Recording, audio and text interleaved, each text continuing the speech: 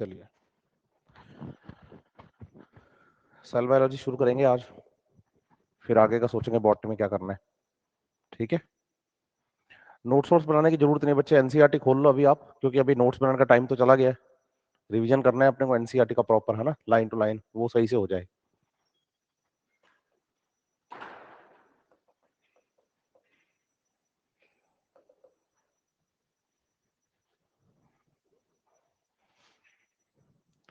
देखो, cell biology शुरू करें तो सबसे पहले बात करते हैं सेल की।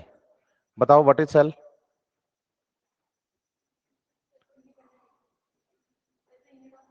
हाँ, यूनिट ऑफ लाइफ है ना, basic structural and functional unit of life, ये सबको याद है, सही है बात या नहीं। हम कहते हैं कि भाई ये क्या है, basic structural and functional unit of life. सही है। स्ट्रक्चरल क्यों है,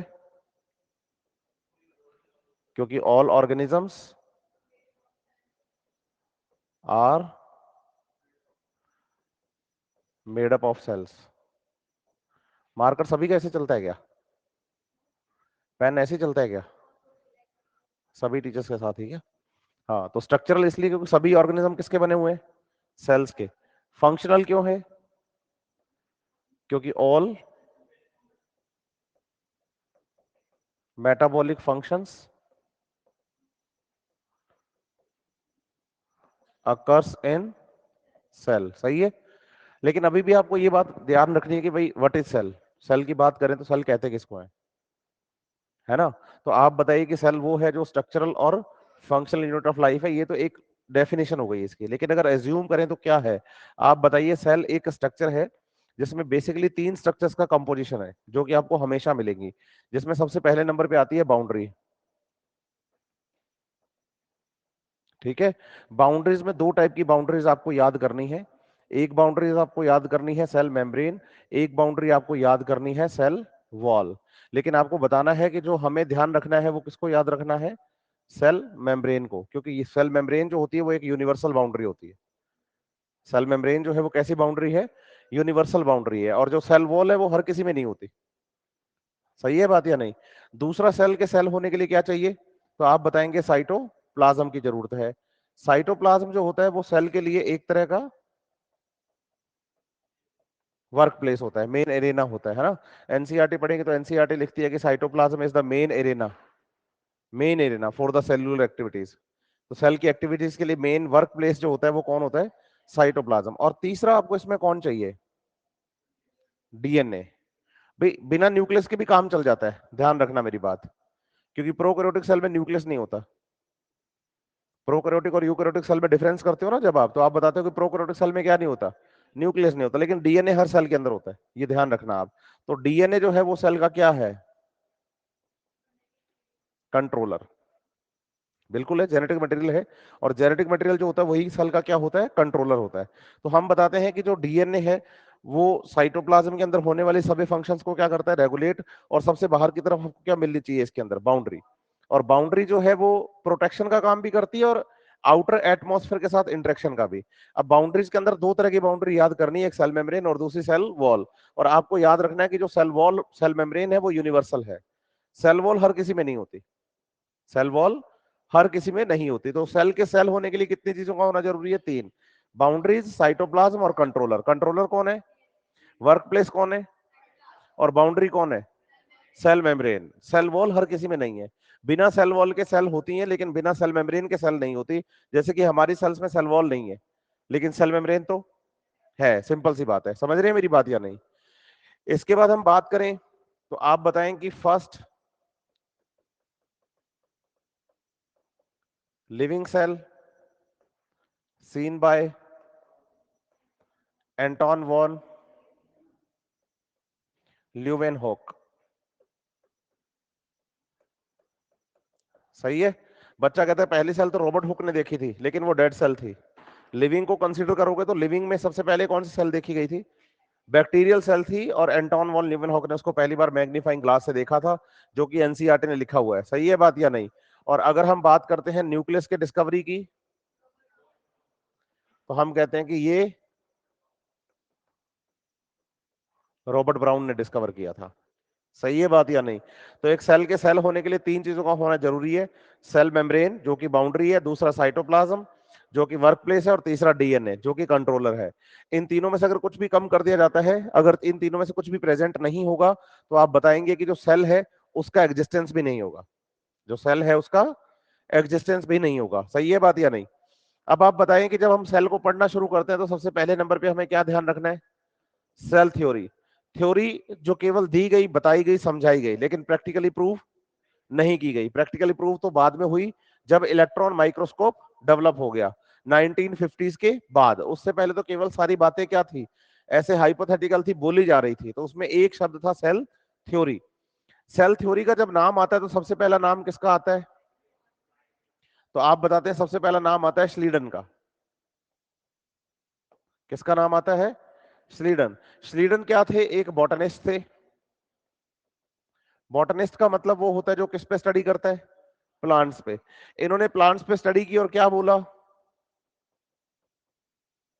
all plants are made up of cells and its products या कंपोनेंट्स। सही है। ये एक बॉटनिस्ट थे, इन्होंने प्लांट्स के बारे में स्टडी की और बता दिया कि सभी प्लांट्स किसके बने हुए हैं? सेल्स के बने हुए हैं। एक सिंपल बात बोली इन्होंने। ये बात थी 1838 की। तो आप बताइए उसके बाद कौन आए? थियोडोर श्वान। और ये आए 1839 में, जो कि ये क्या थे? जूलॉजिस्ट थे। सही है। ये जब जूलॉजिस्ट थे तो इन्होंने क्या बोला कि भाई ऑल एनिमल्स, बस प्लांट्स की जगह इसको रख दो, एनिमल्स को, बात सेम ही है, are made up of cells. सभी प्लांट सेल्स के बने हैं, सभी एनिमल सेल के बने हैं। ये किसने बोला? थियोडोर श्वान ने और मैथियस लीडर ने। ये बात कंप्लीट कर दी। लेकिन आपको ये बताना है कि जो श्वान थे वो केवल यहीं नहीं रुके। श्वान ने एनिमल्स की सेल्स पर भी स्टडी की। तो आप बताएंगे कि श्वान study of plant cells also. Plant cells also. वो केवल एनिमल्स की स्टडी नहीं की उन्होंने, साथ ही साथ किसकी स्टडी की? प्लांट सेल्स की स्टडी की। फिर उन्होंने यहां डिफरेंशिएट किया कि जो एनिमल सेल होती है, कौन सी सेल? हाँ, एनिमल सेल, इसकी आउटर मोस्ट बाउंड्री कैसी है? थिन। एनिमल सेल की आउटर मोस्ट बाउंड्री कैसी है? थिन बाउंड्री है। इनको बुलाना यार, उसमें से पेन निकालो, उधर पेन गिर गया मेरे हाथ से।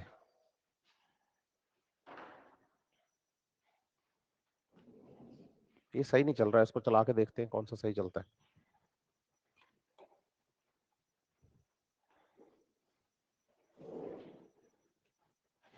और फिर इन्होंने कहा कि जब हमने किसके बारे में स्टडी की? प्लांट सेल के बारे में। किसके बारे में? प्लांट सेल के बारे में। तो उन्होंने कहा कि प्लांट सेल में जो आउटर मोस्ट बाउंड्री है ना, वो क्या है? Thick. Outer most boundary thin है, जिसको आज हम सेल मेम्ब्रेन का नाम देते हैं। किसका नाम देते हैं? और आउटर मोस्ट बाउंड्री थिक है, जिसको आज हम नाम क्या देते हैं? इन्होंने ये नहीं कहा था कि उस बाउंड्री का नाम सेल वॉल है, इन्होंने कहा था कि आउटर मोस्ट बाउंड्री जो है वो थिक बाउंड्री है, जिसे आज हम किस नाम से जानते हैं? सेल वॉल के नाम से जानते हैं। ये बात आपको समझनी है, ठीक है बात या नहीं? और साथ ही साथ उन्होंने ये भी कहा कि this is the unique character of the plant cell. Unique character of plant cell, कि उसकी आउटर मोस्ट बाउंड्री कैसी होती है? थिक होती है। ये प्लांट सेल का यूनिक कैरेक्टर है। और एनिमल सेल की आउटर मोस्ट बाउंड्री थिन होती है, जिसको आज हम किस नाम से जानते हैं? सेल मेम्ब्रेन के नाम से। केवल इतनी बात उन्होंने बताई। लेकिन ये नहीं बता पाए कि जब हम ऑर्गेनिजम्स के बारे में बात करते हैं, किसके बारे में? लिविंग ऑर्गेनिजम्स के बारे में बात करते हैं तो आपको बताना है कि ये दो टाइप के होते हैं, एक होते हैं यूनी सेल्यूलर और दूसरे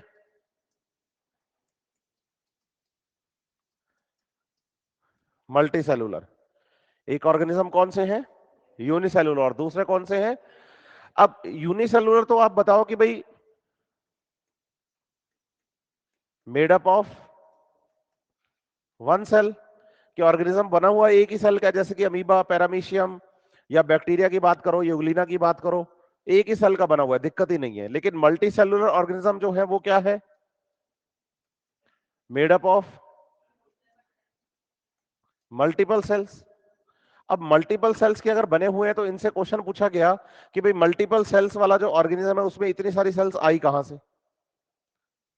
कि जो मल्टी सेलुलर ऑर्गेनिज्म है जिसकी बॉडी जो है वो मल्टीपल सेल से बनी हुई है, उसमें इतनी सारी सेल्स आई कहां से? तो ये जवाब नहीं दे पाए। कौन? स्लीडन और श्वान।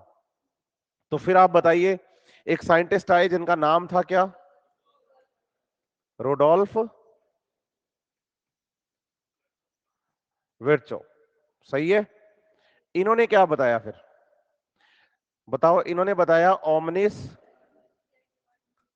सेलुला ई सेलुला। यहां आप बताएंगे कि जो सेलुला है, सेलुला का मतलब है सेल, ई का मतलब है फ्रॉम, से, सेलुला मतलब है सेल, और ओमनिस मतलब है फॉर्मेशन।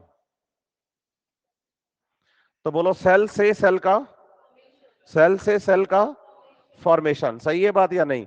तो उन्होंने कंक्लूड कर दिया कि new sales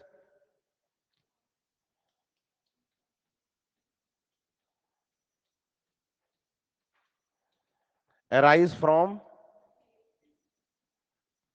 pre-existing cells by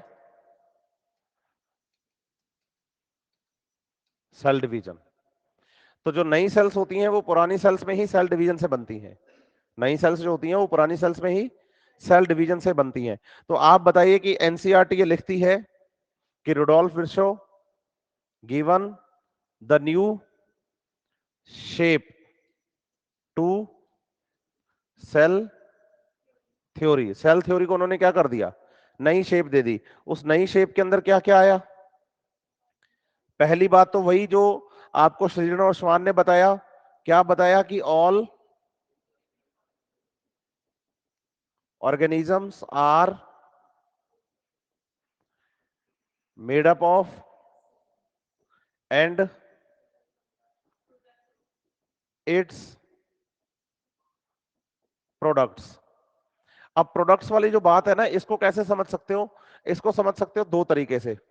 एक तरीका है कि आप बताओ कि जो सेल होती हैं वो मिलकर बनाती हैं टिश्यू, और टिश्यू मिलकर क्या बनाता है? Tissue system. और टिश्यू सिस्टम से क्या बनता है? ऑर्गन। ऑर्गन से क्या बनता है? Organ system. और ऑर्गन सिस्टम से बनता है कौन? ऑर्गेनिज्म। तो आप बताओ कि भाई सेल का प्रोडक्ट कौन? टिश्यू का प्रोडक्ट कौन? टिश्यू सिस्टम का, ऑर्गन का, और ऑर्गन सिस्टम से। एक तो इस तरीके से समझ सकते हो। और दूसरा जो है वो सेल प्रोडक्ट होते हैं जैसे कि कार्बोहाइड्रेट, प्रोटीन्स, लिपिड्स, एक्सेट्रा। ये सब भी सेल बनाती है। जैसे आप अपनी बॉडी के बारे में सोच के देखो, आपकी बॉडी सेल्स की तो बनी हुई है, लेकिन सेल्स के साथ साथ आपकी बॉडी में हेयर्स भी प्रेजेंट है। हेयर्स किसके बने हुए हैं? प्रोटीन के। टीथ भी प्रेजेंट हैं, किसके बने हुए हैं? प्रोटीन के। तो आपको ये समझना है कि हमारी बॉडी के अंदर केवल सेल्स नहीं है, सेल के अलावा फैट है, कार्बोहाइड्रेट है, प्रोटीन्स हैं, ये सब प्रेजेंट होते हैं इसके अलावा कंपोनेंट्स। तो इसको आप दो तरीके से समझ सकते हैं कि organisms are made up of the cells and its product. Its product में दो बातें हैं। एक तो सेल का प्रोडक्ट हो सकता है टिश्यू, अगर बॉडी ऑर्गेनाइजेशन के अकॉर्डिंग देखो आप, और अगर केमिकल कंपोजिशन के अकॉर्डिंग देखो तो बायोमोलिक्यूल्स की बात कर सकते हो आप। और दूसरी बात जो है वो इसमें ऐड कर दी किसने? रुडोल्फ विर्चो ने। उन्होंने कहा कि new sales arises from pre-existing cells by cell division। Clear है बात या नहीं? ये इतना उन्होंने बताया आपको, इसको हमने नाम दे दिया बच्चे क्या, सेल थ्योरी। और ऐसे हम मॉडर्न सेल थ्योरी का नाम भी देते हैं, न्यू सेल थ्योरी का नाम भी देते हैं, या सेल थ्योरी को नई शेप दी, ये भी हम बात कर सकते हैं। तो सेल थ्योरी को नई शेप किसने दी? रोडोल्फ विर्चो ने। सही है। सेल थ्योरी किसने दी? श्रीडन और श्वान ने। और उसको मॉडिफाई किसने किया? समझ रहे हैं मेरी बात या नहीं? बिल्कुल। देखिए जब हम सेल के बारे में बात करते हैं तो आप बताइए कि हमारे पास मल्टीपल स्ट्रक्चर्स हैं। अभी आपका क्रैश कोर्स है तो मेरे को 4 लेक्चर मिले हैं केवल सेल बायोलॉजी कंप्लीट करने के लिए। तो आपको ये समझना है कि ओवरव्यू ऑफ सेल और सारी बातें मैं आपको साथ साथ कंप्लीट करवाता जाऊंगा। लेकिन हम बेसिकली अभी सीधा सेल के स्ट्रक्चर पे बात करेंगे। किस पे बात करेंगे? सेल के स्ट्रक्चर पे। हालांकि एनसीईआरटी में प्रोकैरियोटिक सेल की स्ट्रक्चर दे रखी है 2 पेजेस में। सही है बात या नहीं? लेकिन उसमें हम कोई बात, उसका रीजन है कि जब आप डाइवर्सिटी पढ़ोगे तो प्लांट डाइवर्सिटी में आपको उसके बारे में बता दिया जाएगा। अभी उसके बारे में कोई बात नहीं करेंगे। जब हम सेल के स्ट्रक्चर की बात करते हैं तो आप बताते हैं कि भाई जो सेल है, सेल में हमें 3 चीजें पढ़नी है। एक तो हमें याद करनी है क्या? बाउंड्रीज। जब हम बाउंड्रीज की बात करते हैं तो बाउंड्रीज में एक बाउंड्री हमें क्या पढ़नी है? दूसरा, और इसके अलावा कुछ पढ़ने की जरूरत नहीं। बैक्टीरिया में होता है ग्लाइकोकैलिक्स जो हम पढ़ेंगे। ठीक है। इसी के साथ साथ दूसरे नंबर पे आपको याद करना है क्या? अब साइटोप्लाज्म में 2 चीजें होती हैं। एक तो होते हैं बोलो सेल ऑर्गेनल्स। क्या होता है? और एक होता है साइटोसोल। साइटोसोल होता है सेल के अंदर प्रेजेंट सारा का सारा लिक्विड पार्ट।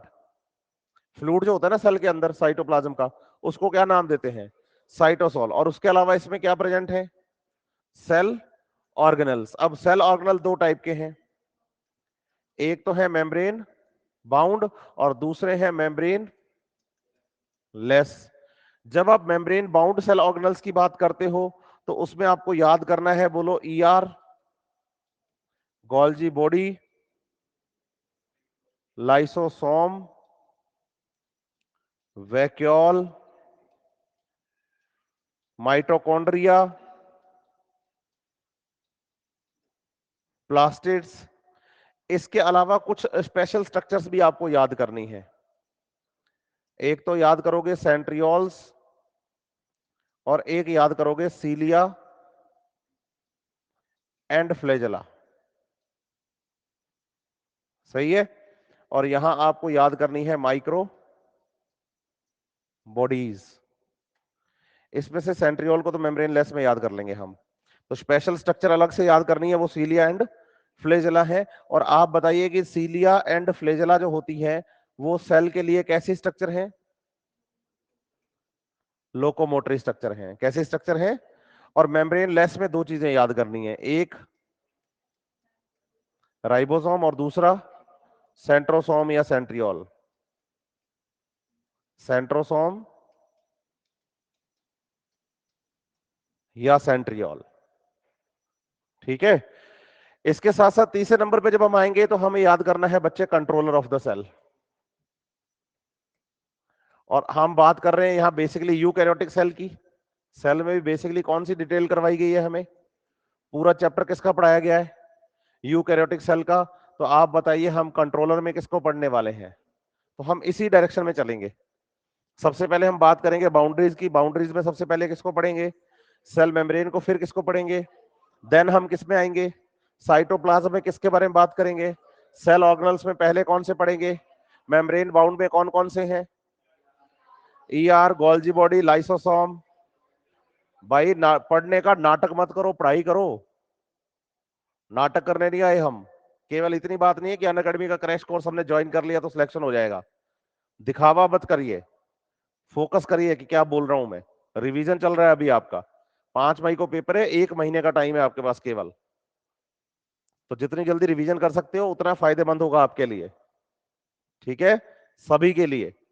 तो आप बताएंगे कि भाई मेम्ब्रेन बाउंड सेल ऑर्गेनल्स में किसको पढ़ेंगे? Endoplasmic reticulum, Golgi body, lysosome, vacuoles, mitochondria, plastids and microbodies. और इसके अलावा एक लोकोमोटर स्ट्रक्चर है सीलिया एंड फ्लैजेला। और मेम्ब्रेन लेस में पढ़ेंगे राइबोसोम्स को, सेंट्रोसोम या सेंट्रियोल्स को। और फिर आता है कंट्रोलर। और कंट्रोलर कौन है? कंट्रोलर कौन है? न्यूक्लियस। सही है। तो सबसे पहले जिस बारे में बात हम करने वाले हैं बच्चे, वो है कौन? Cell membrane. आप बताइए इसे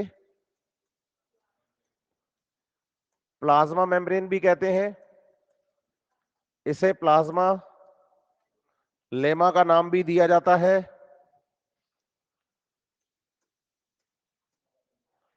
और इसे बायो मेम्ब्रेन भी कह सकते हैं।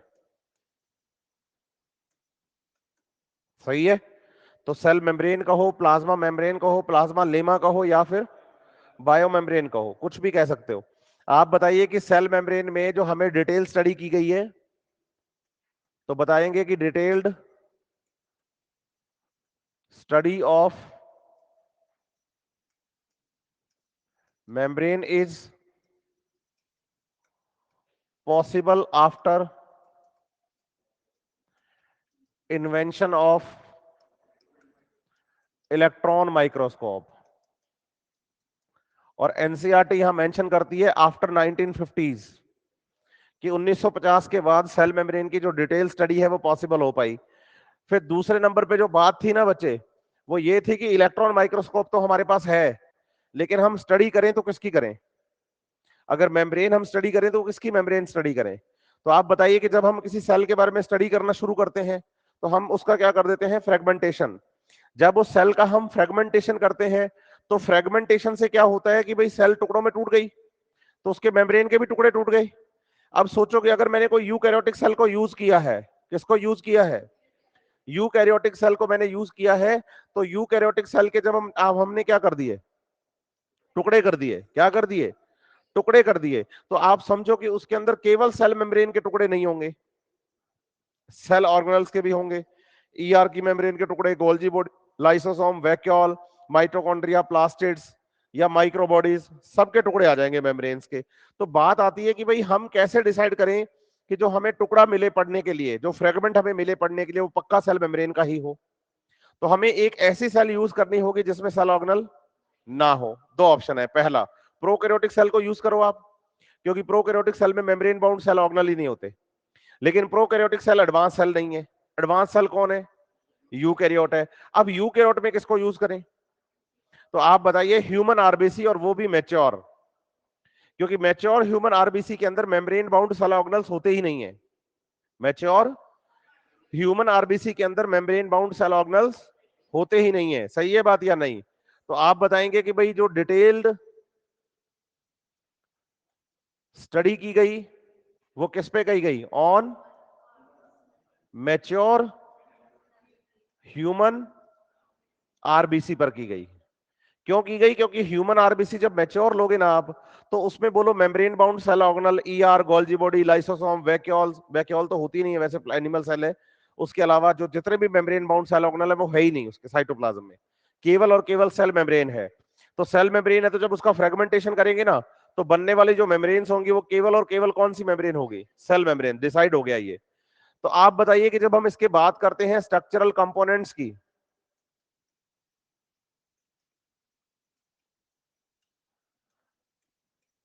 सेल मेम्ब्रेन के स्ट्रक्चरल कंपोनेंट्स की, तो स्ट्रक्चरल कंपोनेंट्स में सबसे पहले नंबर पे कौन आता है? लिपिड्स। फिर हम बात करेंगे प्रोटीन्स की, और फिर हम बात करेंगे कार्बोहाइड्रेट्स की। तो आपको बताना है कि बेसिकली यहां पर तीन टाइप के स्ट्रक्चरल कंपोनेंट हैं। अगर हम बात करते हैं किसकी? मैच्योर ह्यूमन आरबीसी की। मैच्योर ह्यूमन आरबीसी की। तो आप बताएंगे कि भाई इसमें लिपिड्स जो होते हैं वो कितने परसेंट है? 40%। और प्रोटीन्स 52%। तो कार्बोहाइड्रेट कितने परसेंट है? ये एनसीईआरटी में लिखा हुआ नहीं है, मैं आपको क्लियर कर दूं। एनसीईआरटी में लिखा हुआ नहीं है, लेकिन हम क्या करते हैं कि 40 और 52 को जोड़ के 92 कर लेते हैं, 92। तो बचा हुआ 8% हम कार्बोहाइड्रेट बताते हैं, हालांकि एनसीईआरटी ने ऐसा लिखा हुआ नहीं है। ये भी आपको क्लियर करनी है। अब जब लिपिड्स की बात आती है, तो लिपिड्स में भी आपको बताना है कि सेल मेम्ब्रेन का सबसे मेन लिपिड जो है वो कौन सा लिपिड है? हालांकि इसमें केवल फॉस्फोलिपिड नहीं होता, इसके अलावा दूसरे लिपिड्स भी प्रेजेंट हैं, जैसे कि एनसीईआरटी ने हमें किसके बारे में बताया है? कोलेस्ट्रॉल के बारे में बताया है। सही है बात या नहीं? तो आप बताएंगे कि सेल मेम्ब्रेन में लिपिड्स जो होते हैं वो केवल फॉस्फोलिपिड हाँ, फॉस्फोलिपिड मेन है। अगर आपसे कल को पूछा जाए कि सेल मेम्ब्रेन का मेन स्ट्रक्चरल कंपोनेंट कौन है, तो आप बताइए फॉस्फोलिपिड। और अगर ये पूछें कि सेल मेम्ब्रेन में ज्यादा कौन होता है, हाँ, दोनों में अंतर है, डिफरेंस है। अगर आपसे पूछा जाए कि मेम्ब्रेन का मेजर और मेन कंपोनेंट स्ट्रक्चरल कौन, मेजर और मेन स्ट्रक्चरल कंपोनेंट कौन, तो आपका आंसर होगा मेजर या मेन होगा फॉस्फोलिपिड। लेकिन अगर क्वांटिटी वाइज आ जाए तो फिर प्रोटीन, प्रोटीन कि भाई अमाउंट में ज्यादा कौन होता है, मेन कौन है। बिना फॉस्फोलिपिड के प्रोटीन नहीं हो सकते, दिमाग में रखना ये बात। मेन कौन है, ज्यादा कौन है, एग्जैक्टली exactly, ऐसे समझना है इस बात को आपको। ठीक है बात या नहीं? तो सबसे पहले हम सेल मेम्ब्रेन के स्ट्रक्चर की बात करेंगे। तो सेल मेम्ब्रेन की स्ट्रक्चर में हम सबसे पहले बात करने वाले हैं किसकी, फॉस्फोलिपिड की। आप बताइए कि फॉस्फोलिपिड की जब हम बात करते हैं तो आप बताएंगे कि लिपिड्स आर ट्राइग्लिसराइड। ट्राइग्लिसराइड का मतलब हो गया, बोलो CH2OH, CHOH, CH2OH। ये एक मॉलिक्यूल है, बोलो ग्लिसरॉल का। किसका? इसके साथ 3 फैटी एसिड जुड़ेंगे। कितने फैटी एसिड? 3 फैटी एसिड जुड़ेंगे। समझ रहे हैं मेरी बात या नहीं? अगर ये 3 फैटी एसिड यहां जुड़ जाते हैं, क्या होता है यहां पर, 3 फैटी एसिड यहां पर जुड़ जाते हैं, तो आपको बताना है कि भाई जो फैटी एसिड यहां जुड़े हैं, क्या जुड़े हैं, फैटी एसिड। तो आप बताओगे कि ये फैटी एसिड इन ग्लिसरॉल के साथ क्या कर लेंगे, बॉन्डिंग कर लेंगे। तो बनने वाला जो मॉलिक्यूल होगा, इसे हम नाम क्या देंगे, ट्राइग्लिसराइड। बोलो ये एक लिपिड मॉलिक्यूल है। सही है, यस और नो? लेकिन आप बताइए इस ट्राइग्लिसराइड में से, ये पूरी स्ट्रक्चर क्या है, यहां से लेकर यहां तक ट्राइग्लिसराइड है। सही है बात या नहीं? अब आप बताओ कि ये जो ट्राइग्लिसराइड था, इस ट्राइग्लिसराइड में से हम क्या करें कि एक फैटी एसिड को हटा दें, यहां से एक फैटी एसिड को क्या कर दें, हटा दें। और हटा के यहां पर क्या जोड़ दें, बोलो एक फॉस्फेट कंपाउंड जोड़ दें। क्या जोड़ दें? और इस फॉस्फेट कंपाउंड का नाम है लेसिथीन। क्या नाम है, लेसिथीन। और अगर इसको जोड़ दो तो फैटी एसिड कितने रह गए, 2 ही रह गए। समझ रहे हैं मेरी बात या नहीं? तो आप बताएंगे कि बनने वाला जो फॉस्फोलिपिड मॉलिक्यूल होगा, उस बनने वाले फॉस्फोलिपिड मॉलिक्यूल को हम लिखेंगे यूं करके। इसमें से आप बताइए ये वाला जो स्ट्रक्चर है इसको हम क्या बताते हैं, हेड। और ये जो दोनों स्ट्रक्चर्स होती हैं इसको नाम देते हैं हम क्या, टेल। तो आप बताइए कि वास्तव में हेड वाला पोर्शन ये होता है जिसमें कि फॉस्फेट कंपाउंड रहता है, और टेल वाला जो पोर्शन होता है, बोलो ये वाला पोर्शन होता है। इसीलिए क्या करते हैं कि टेल में 2 लाइनें खींचते हैं हम। समझ रहे हैं मेरी बात या नहीं? तो आप बताइए कि ट्राइग्लिसराइड होता है एक लिपिड मॉलिक्यूल। लिपिड मॉलिक्यूल के एक फैटी एसिड को, 3 फैटी एसिड है लिपिड में से, उसमें से एक को अगर हटा के वहां फॉस्फेट कंपाउंड जोड़ दिया जाए तो बनने वाला कंपाउंड क्या बन जाता है, फॉस्फोलिपिड बन जाता है। अब आपको बताना है कि फॉस्फोलिपिड का जो हेड होता है वो हेड पोलर या हाइड्रोफिलिक होता है। हाइड्रोफिलिक होने का मतलब है कि वाटर से क्या करता है, रिएक्ट करता है, वाटर से रिएक्ट कर सकता है। लेकिन अगर टेल की बात करते हैं तो टेल होता है, बोलो नॉन पोलर, या फिर हम बताएं इसको हाइड्रोफोबिक। कैसा बताएंगे, हाइड्रोफोबिक। तो आप बताओ फॉस्फोलिपिड मॉलिक्यूल पोलर होता है, नॉन पोलर, या दोनों तरह का, पोलर है, नॉन पोलर, या दोनों तरह का? तो आप बताओगे कि ये एक फॉस्फोलिपिड मॉलिक्यूल है। और लिपिड मॉलिक्यूल, फॉस्फोलिपिड मॉलिक्यूल को आप बताइए एक एम्फीपैथिक मॉलिक्यूल कहेंगे हम। कैसा मॉलिक्यूल कहेंगे, जिसमें एक पोलर हेड और एक नॉन पोलर टेल, एक पोलर हेड और एक नॉन पोलर टेल, दोनों मिल जाएंगे तो मिलके बनेगा जो कंपाउंड, उसको नाम क्या देंगे हम। समझ रहे हैं मेरी बात या नहीं, यस और नो, अच्छे से? तो बताइए फॉस्फोलिपिड का नेचर कैसा, पोलर या नॉन पोलर या दोनों टाइप का, दोनों टाइप का। फिर आप बताएं कि भाई हमारे पास मान लीजिए कोई एक सेल है, ये इस सेल की ये सेल मेम्ब्रेन है, सही है। तो आप क्या करो, इस सेल मेम्ब्रेन का इतना सा टुकड़ा निकाल के पढ़ो। जब आप इतना सा टुकड़ा निकाल के पढ़ोगे तो आप देखोगे कि जो सेल मेम्ब्रेन होती है वो फॉस्फोलिपिड मॉलिक्यूल्स की एक बाई लेयर होती है। किसकी बाई लेयर है? हाँ, फॉस्फोलिपिड मॉलिक्यूल्स की एक बाई लेयर होती है। कौन? सेल मेम्ब्रेन, सही है। इसमें आपको बताना है कि बाहर की तरफ ये वाले जो है, बोलो ये पोलर हेड, इधर भी ये पोलर हेड, सही है। और बीच में ये वाला हिस्सा नॉन पोलर टेल, सही है। और पूरी की पूरी सेल मेम्ब्रेन क्या होती है?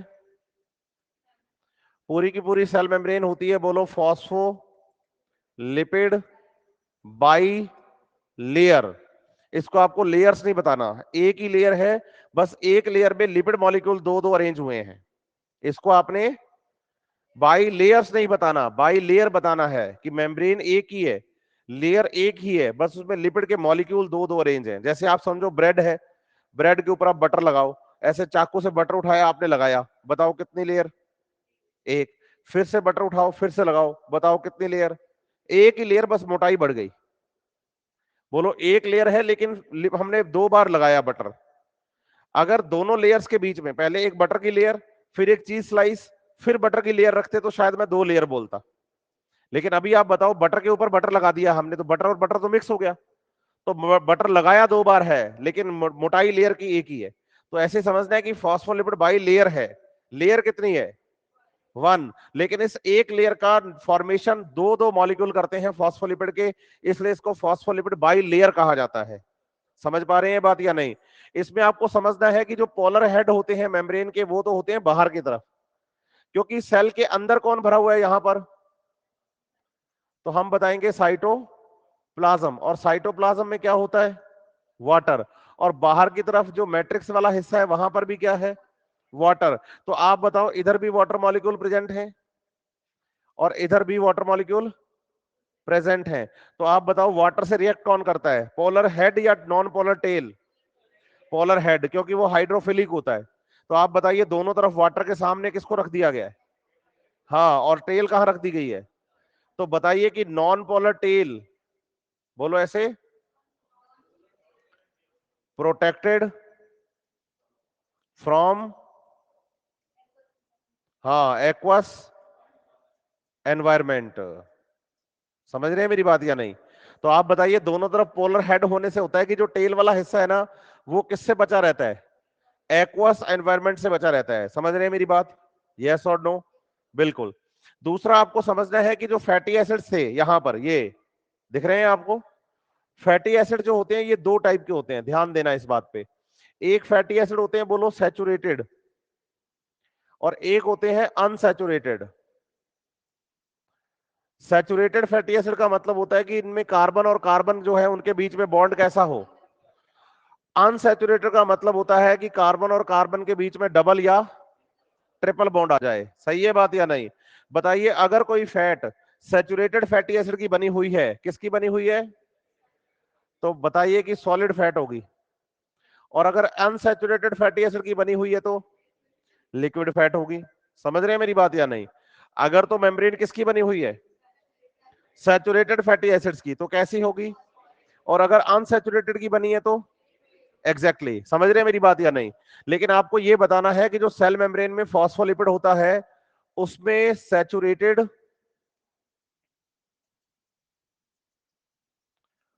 फैटी एसिड्स और अनसैचुरेटेड फैटी एसिड्स होते हैं। सैचुरेटेड और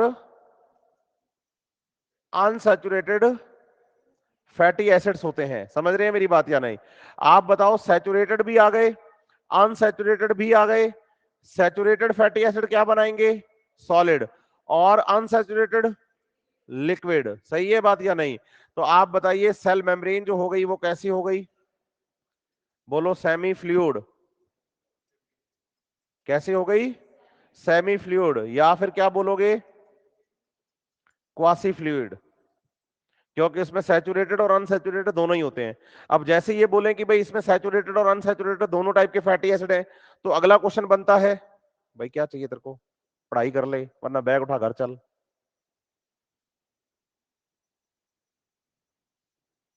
एक तो सैचुरेटेड है और दूसरे कौन से हैं, अनसैचुरेटेड फैटी एसिड है। सिंपल सी बात है, आपको ध्यान देना है कि सैचुरेटेड और अनसैचुरेटेड फैटी एसिड जो है, सैचुरेटेड सॉलिड है और अनसैचुरेटेड कैसे है। तो बच्चा कहता है कि सर जब दोनों प्रेजेंट है तो आपने सेमी फ्लूइड क्यों बोला, आप सेमी सॉलिड भी तो बोल सकते थे। नहीं समझ रहे आप मेरी बात, आप क्वासी फ्लूइड क्यों बोल रहे हैं, आप क्वासी सॉलिड क्यों नहीं बोल रहे। तो आप बताएंगे कि अनसैचुरेटेड फैटी एसिड जो होते हैं वो अमाउंट में क्या होते हैं।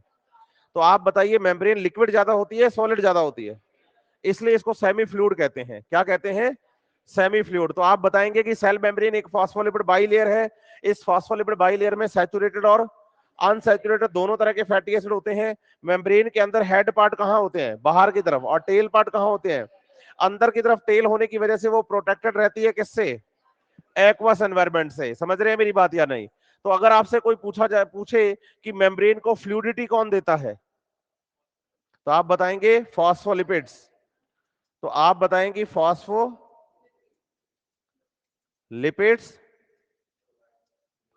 Provide fluidity. सही है बात या नहीं। तो ये मेम्ब्रेन को क्या दे रहा है, फ्लूइडिटी दे रहा है, कौन, फॉस्फोलिपिड। लेकिन आपको यह भी बताना है कि जो सेल मेम्ब्रेन होती है, इस सेल मेम्ब्रेन के अंदर कुछ सॉलिड फैट भी प्रेजेंट होते हैं, और उस सॉलिड फैट का नाम क्या है, कोलेस्ट्रॉल।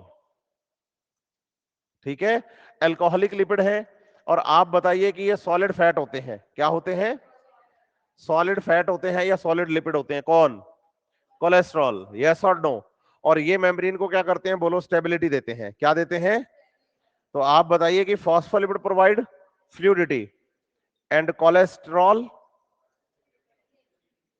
Provide stability. तो अगर कोई पूछे कि भाई स्टेबिलिटी कौन देता है, हाँ, और फ्लूइडिटी कौन देता है, फॉस्फोलिपिड। समझ रहे हैं मेरी बात या नहीं, यस और नो, अच्छे से, एग्जैक्टली दूसरी बात जो समझनी है आपको वो ये है कि जब हम सेल मेम्ब्रेन की बात करते हैं, तो सेल मेम्ब्रेन में दूसरे नंबर पे हमें स्ट्रक्चरल कंपोनेंट याद करना है, किसको, प्रोटीन्स को। जब हम प्रोटीन्स की बात करें तो वही बात सेम टू सेम, एक सेल है ये, और सेल के अंदर ये सेल मेम्ब्रेन, और अंदर की तरफ ये साइटोप्लाज्म। तो यहां से बोलो छोटा सा टुकड़ा पड़ेंगे इसका,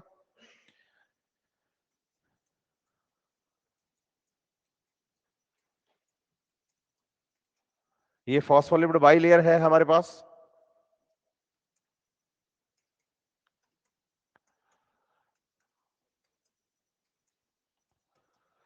सही है। इस फॉस्फोलिपिड बाइलेयर की जब हम बात करेंगे तो हम बताएंगे कि इसमें दो तरह के प्रोटीन हमें मिलते हैं। एक प्रोटीन होते हैं, बोलो, इंटीग्रल, और एक होते हैं पेरिफेरल। सही है बात या नहीं। तो आप बताइए, on the basis of ease of extraction. यहां एक्सट्रैक्शन का मतलब हो गया अलग करना, ईज का मतलब हो गया आसानी, कि आप कितनी आसानी से अलग कर पा रहे हो प्रोटीन्स को मेम्ब्रेन से।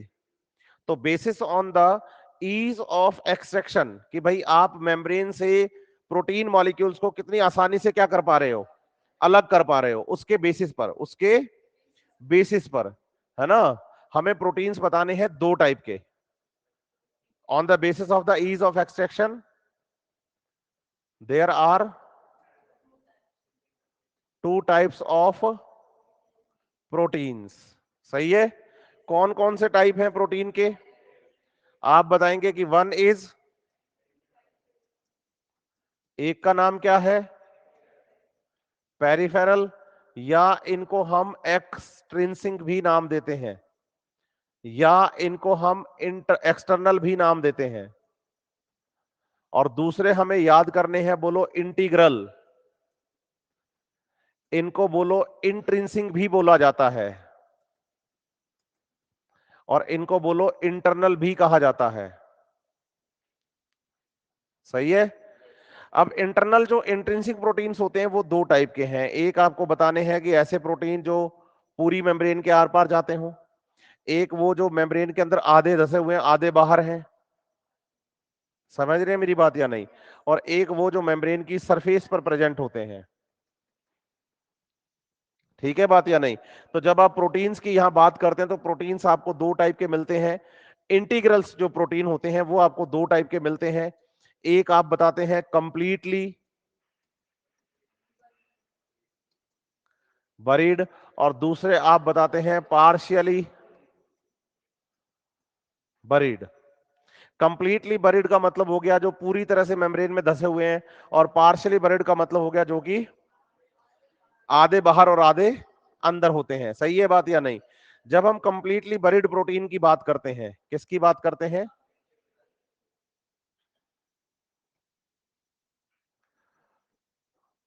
तो आप बताइए कि कंप्लीटली बरीड प्रोटीन का दूसरा नाम एक और भी है, और वो है ट्रांसमेम्ब्रेन प्रोटीन। क्या नाम है? Transmembrane proteins. ये क्या करवाते हैं? बोलो, ट्रांसपोर्ट ऑफ मॉलिक्यूल्स। आयंस बोला ना किसी बच्चे ने, तो आयंस भी बोल सकते हैं। बोलो, ट्रांसपोर्ट ऑफ मॉलिक्यूल्स और आयंस अक्रॉस द मेम्ब्रेन। तो मेम्ब्रेन के अक्रॉस क्या कर पा रहे हैं? हाँ, ट्रांसपोर्ट कर पा रहे हैं। किसका? मॉलिक्यूल्स का। सही है बात या नहीं? अब ये वाला जो प्रोटीन है वो कैसा प्रोटीन है? कंप्लीटली बरीड है ना ये? यस और नो? ये प्रोटीन क्या कहलाएगा? ट्रांस मेम्ब्रेन प्रोटीन, जो कि मॉलिक्यूल्स को आर पार लाएगा, ले जाएगा। ये प्रोटीन कैसा है? Partially buried. और ये प्रोटीन कैसा है? हाँ, एक्सटर्नल या एक्सटेंसिंग प्रोटीन। सही है बात या नहीं? सबसे आसान किसको निकालना है? उससे टफ और सबसे टफ। हाँ, इसलिए लिखा है on the basis of ease of extraction there are how many types of proteins? One is, और सेकेंड इज। इसमें कोई इशू रहेगी बात याद? बिल्कुल। अब आप देखो, आगे बढ़े हम इसी सीक्वेंस में। तो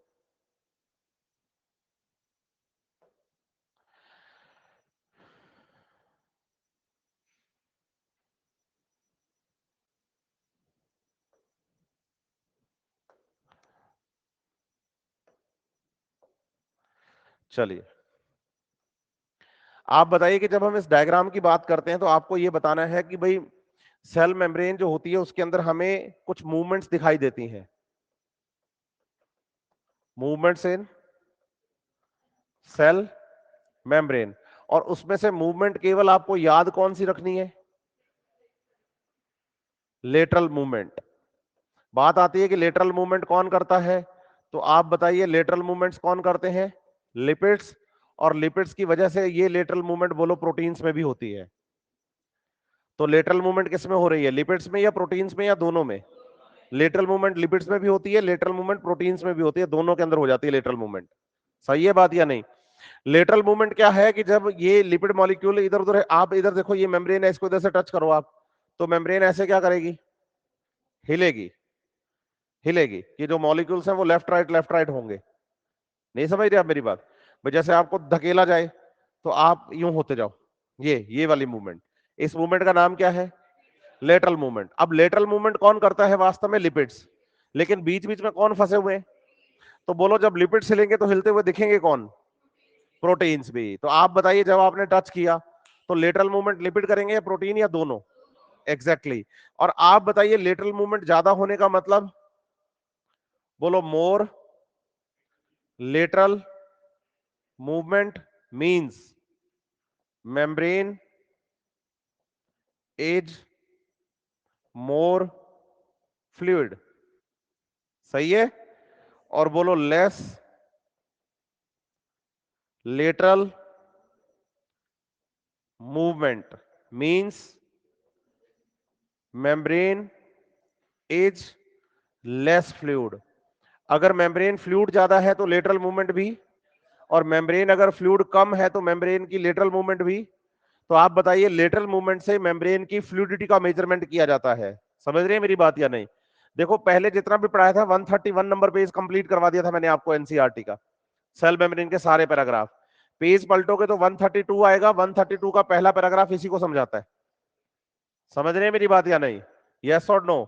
और सेकंड पैराग्राफ में एनसीईआरटी लिख के देती है कि फ्लूइड नेचर जो होता है मेम्ब्रेन का, बोलो fluid nature of membrane is useful और the important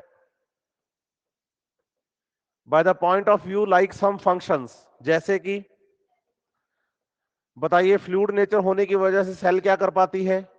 growth. Fluid nature होने की वजह से सेल क्या कर पाती है? सिक्रीशन। सही है। और क्या कर सकती है? बोलो formation of intercellular junctions, formation of intercellular junctions. और बोलो एंडोसाइटोसिस। एंडोसाइटोसिस का मतलब होता है मैक्रोमोलिक्यूल्स का सेल के अंदर आना, मैक्रोमोलिक्यूल्स का सेल के अंदर आना। और आप बताओ कि मेम्ब्रेन फ्लूइड नेचर की है इसलिए मैक्रोमोलिक्यूल्स अंदर आ पाते हैं। मेम्ब्रेन कैसी है? फ्लूइड नेचर की है इसलिए मैक्रोमोलिक्यूल्स अंदर आ पाते हैं। सही है बात या नहीं? तो सेल ग्रोथ होना, सिक्रीशन होना, formation of the intercellular junction, endocytosis, as well as NCERT लिखती है सेल डिवीजन। इसमें एनिमल सेल का फरो मेथड वाला पढ़ेंगे हम, कि सेल मेम्ब्रेन होने की वजह से आसान हो जाता है फरो फॉर्मेशन करना। तो फ्लूइड नेचर होने की वजह से हमें कुछ फंक्शंस में भी हेल्प मिल जाती है, जैसे कि सेल की growth, secretion, formation of intercellular junction, endocytosis. और समझ रहे हैं मेरी बात या नहीं? यस और नो? इसके बाद एनसीईआरटी पढ़ाती है फंक्शन ऑफ द मेम्ब्रेन। एक तो हमने ये पढ़ाई है, यस और नो? इसके अलावा आपको याद करना है, बोलो most important function of membrane is, बोलो transport of molecules across the membrane. अब आप मेम्ब्रेन की बात करो तो आप बताओ कि जैसे मान लीजिए हमारे पास ये एक मेम्ब्रेन है, ठीक है? जब आप सेल की बात करते हो, किसकी बात? आप बताओ कि भाई मान लीजिए ये हमारे पास सेल है, सेल के अंदर ये क्या प्रेजेंट है? साइटोप्लाज्म है। और इसका इतना सा टुकड़ा हम पढ़ रहे हैं, है ना? और ये सेल मेम्ब्रेन है। और सेल मेम्ब्रेन आप बताओगे कि फॉस्फोलिपिड की बाई लेयर होती है, तो ऐसा फॉस्फोलिपिड पूरी मेम्ब्रेन में प्रेजेंट है। सही है। आप बताओ मेम्ब्रेन के दो फेस होंगे, एक फेस होगा, बोलो साइटोसोलिक फेस। कौन सा फेस? साइटोसोलिक फेस वो फेस होता है जिस तरफ साइटोप्लाज्म टच करता है। और दूसरा फेस होगा, बोलो नॉन साइटोसोलिक फेस। ये वो फेस होगा जिस तरफ साइटोप्लाज्म टच नहीं करता है। अब आप बताओ कि जो सेल मेम्ब्रेन होती है ये है, बोलो फॉस्फोलिपिड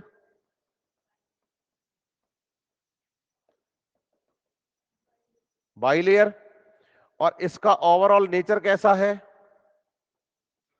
नॉन पोलर। आप बताएं कि सेल मेम्ब्रेन का फॉर्मेशन करने वाला जो लिपिड होता है ना, वो पोलर और नॉन पोलर दोनों नेचर रखता है। लेकिन आप बताएंगे कि जो पोलर हेड होता है वो तो दोनों तरफ पानी के साथ रिएक्ट कर लेता है, तो बचेगा केवल कौन? तो अगर आपसे पूछें कि सेल मेम्ब्रेन का फॉस्फोलिपिड कैसा है, तो आप बताना सेल मेम्ब्रेन का फॉस्फोलिपिड तो एम्फीपैथिक है। लेकिन अगर आपसे ये पूछें कि भाई सेल मेम्ब्रेन कैसी है, तो आप बताना कि सेल मेम्ब्रेन तो नॉन पोलर होती है। सेल मेम्ब्रेन तो नॉन पोलर होती है, इस बात का आप ध्यान रखिएगा। समझ पाए मेरी बात को या नहीं? पूरी मेम्ब्रेन कैसी है? Non polar. लेकिन मेम्ब्रेन को बनाने वाला फॉस्फोलिपिड कैसा है? तो एम्फीपैथिक। क्लियर है बात? अब आप बताइए कि सेल मेम्ब्रेन का ये नॉन साइटोसोलिक फेस था। इस तरफ आप बताओ कि बहुत सारे मॉलिक्यूल्स प्रेजेंट हैं, जैसे मैंने ये रेड कलर में बनाया इधर, और इनकी अमाउंट इधर कम है। ऐसे आप बताओ कि दूसरे मॉलिक्यूल हमने बनाए जिनकी अमाउंट इधर कम है और इधर बहुत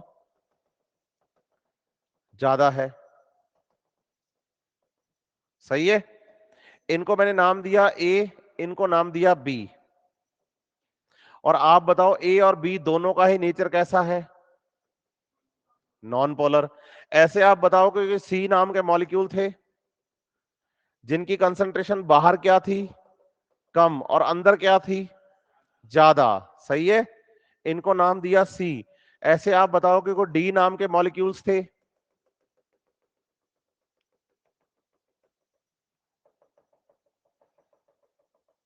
कैसे मॉलिक्यूल्स थे, डी नाम के मॉलिक्यूल्स थे।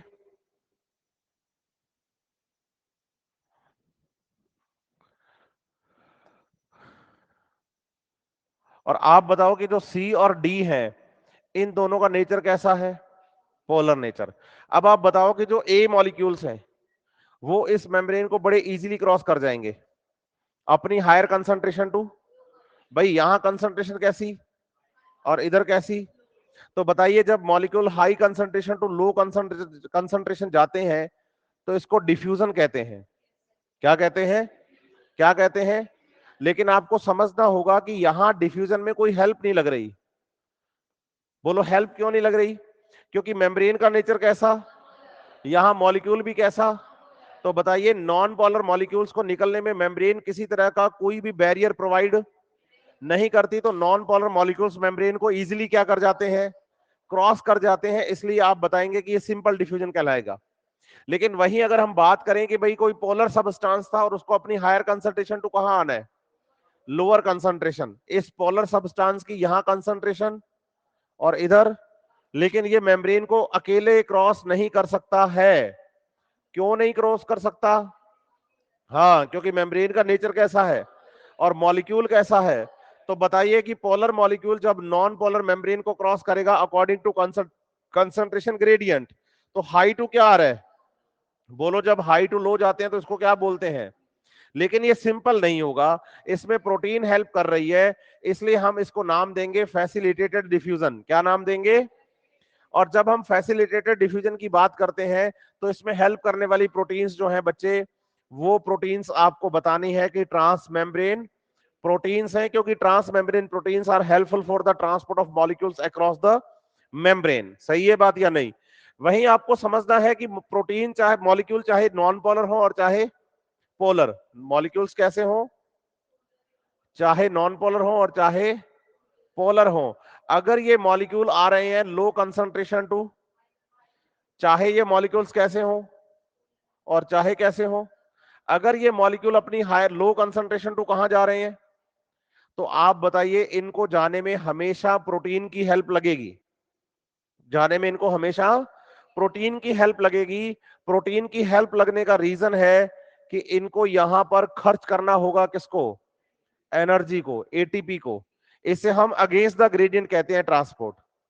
डिफ्यूजन चाहे सिंपल हो चाहे फैसिलिटेटेड, अकॉर्डिंग टू ग्रेडियंट होता है। लेकिन अब जब हम बात करते हैं कि भाई अकॉर्डिंग टू ग्रेडियंट नहीं, अगेंस्ट द ग्रेडियंट जाना है, तो खर्च होगा एनर्जी, और एनर्जी खर्च होगी तो इस टाइप के ट्रांसपोर्ट को हम नाम एक्टिव ट्रांसपोर्ट नाम देंगे। क्या नाम देंगे, और इसमें काम करने वाली जो प्रोटीन्स होती हैं उन प्रोटीन्स का नाम पंप प्रोटीन होता है। क्या कहलाता है, पंप प्रोटीन कहलाता है। 132 नंबर पेज का थर्ड पैराग्राफ भी आपका कंप्लीट हो गया, ये पूरा का पूरा। यही एनसीईआरटी ने एक लाइन और मेंशन करी है, वो लाइन मेंशन की है वाटर के बारे में, कि अगर वाटर अपनी higher concentration to lower concentration cross करता है मेम्ब्रेन को, तो इस प्रोसेस को हम नाम क्या देते हैं, ऑस्मोसिस। ये वाला डायग्राम भी आपको एज इट इज याद होना चाहिए, एनसीईआरटी के अंदर है, थ्योरी है, डायग्राम नहीं है। दूसरी बात याद करनी है कि जैसे हमने कहा कि ये हमारे पास सेल मेम्ब्रेन है, ये एक सेल है, सेल मेम्ब्रेन का हम इतना सा टुकड़ा पढ़ रहे हैं, ये बाहर की तरफ सेल मेम्ब्रेन है, अंदर की तरफ साइटोप्लाज्म है।